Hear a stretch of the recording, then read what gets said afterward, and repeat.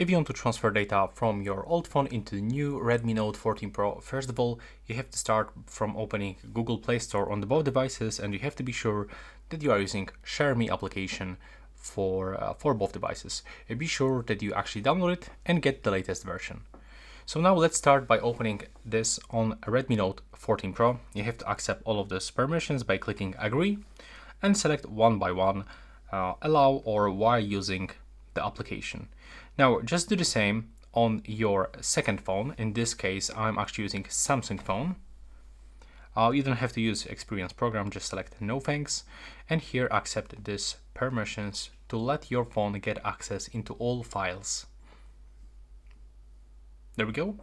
On your Redmi Note 14 Pro, select Send, and on your old phone, select, on the reverse. On your Redmi Note 14 Pro, select Receive, but on your old phone, select Send. Now, as you can see, we have to also turn off the portable hotspot to let it work. So let's do this. There we go. Now we can just go back and click Try again.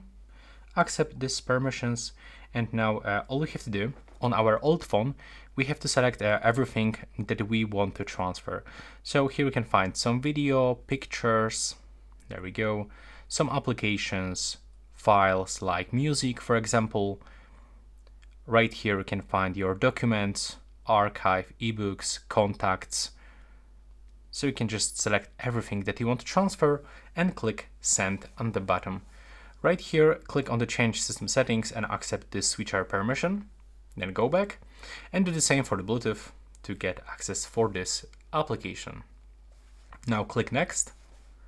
And you have to grab your old phone and scan the QR code from your Redmi Note 14 Pro.